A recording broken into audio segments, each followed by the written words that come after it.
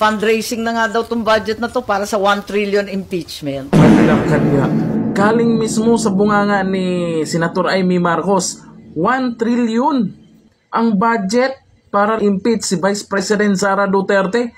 Ay mukhang nadulas ata si Senator Amy Marcos dyan. Ito, panoorin natin. How do you feel about Sagutin ka na. How do you feel about yung naging dating pahayag ni Vice President Sara Duterte about the exhumation of the remains of your father and what she intended to do that at that time nung nagsalita siya? Balita pa ba yan? Panis na yan? Wala na akong may dadagdag. Ma'am, dun sa third impeachment complaint against BP Sara na na-file today. Meron nga di ba? Saktong-sakto. Oo. May mga malisyoso nga nagsasalita na fundraising na nga daw tong budget na to para sa 1 trillion impeachment. Bigla akong kinabahan. So, Ha? itong budget gagamitin for the impeachment? 1 trillion daw ang inaasam-asam na lilikumin eh.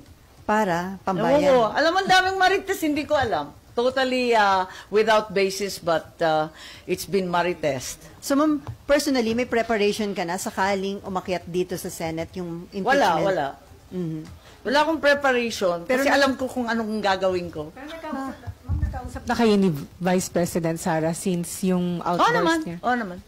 So, how was it, ma'am? Pero Pwede hindi po ako Oo naman. Pero ma'am, ano nakikita? Pero hindi pa kami nagkikita eh. Kasi, telepono lang kayo nag-ausap, ma'am? Ha? Yung since yung... kung maalala, kung nakita ko siya, kailan ko ba siya nakita? pero ma'am, since nung outburst niya... Kasi panay punta niya sa Davao. At ako naman, wala nang ginawa, kundi lumipad sa kasulok-sulukan ng daigdig. So, pero parang tigil naman ngayon. Ano yun, ma'am? May na-workout kayong ceasefire? Parang tigil naman yung sagutan ngayon ng Presidente tsaka ni Vice. Tulad ng sinabi ko, pinagdadasal ko na lang silang lahat. Pero ma'am, ano nakikita mong senaryo? Aakyat kaya sa Senate yung impeachment complaint? Maraming nagpupumiglas, hindi ba? Pero para sa akin, napakalungkot, napakasama para sa ating bansa. Kadami-dami na nating problema. Hindi ba dapat tutukan na lamang yung bigas, yung mga issue ng kuryenteng sintu-sintu at napakamahal? Hindi ba dapat tutukan na lang natin ang ating mga pobreng mga sundalong hindi bibigyan ng kung ano-anong kailangan nila sa West Philippine Sea? Ang daming problema. Hindi ba dapat tutukan na lang yun? Ba't dadagdagan pa natin? Ma'am, ito nga yung Fitch rating, ang sabi nila, a prolonged and fierce Marcos Duterte feud could cause fiscal and economic risks. Tama, nabasa ko rin yan na talagang hindi siya maganda sa ekonomiya. Siyempre, iiwas yung mga nag-i-invest, lokal man o dayuhan, dahil walang kasiguraduhan eh. Di siyempre, kinakabahan sila mag-expand, kinakabahan sila mag-invest. Sayang parang inggit na inggit ako sa Malaysia. Bilyon-bilyon na ang linagay ng Google, ng Intel, ganun din yung Thailand. Bakit tayo nahuhuli? Vietnam, parang laki-laki na ng foreign investment nila.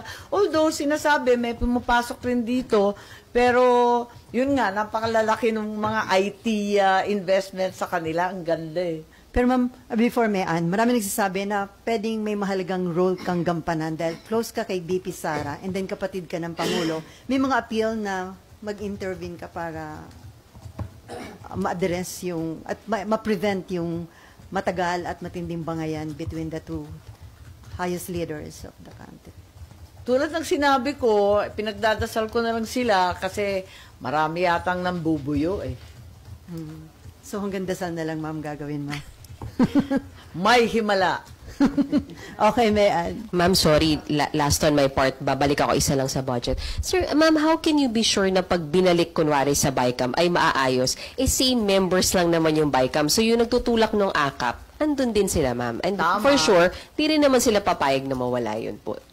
I think for that reason, nabanggit na nga ni Pangulo na magla-line item dito siya kung ano man ang mangyari. Kaya parang dapat matauhan na yung mga nagtutulak ng AKAP. Sinabi na ng ating Pangulo wala yan sa NEP, wala yan sa dating budget. Bakit biglang sumulpot yan? Okay, from GMA7. Yes po, Darlene po. Darlene. First time ko kasi narinig yung sa 1 trillion na narinig nyo lang po. Follow up ko lang kung yung sinasabi Wala, ninyo na, chismisan lang yun, ha? na mga narinig ninyo tungkol doon sa allegedly nirelease Hindi ko nga na alam 1 kung ano trillion yung para sa trillion, impeachment. ilang bang zero Nakapasok yun? yun sa budget? Sinasabi nila? Hindi naman ganun. Napaka-literal naman nun. So, paklarify lang po. Ano po ba yung mga... Hindi, biro lang yon. Chismis lang yon. Marites lang. Marites lang. From Abangan ang susunod na kabanata. from UNTV? Okay. Check. Ma'am, magandang hapon po. Reaction lang po.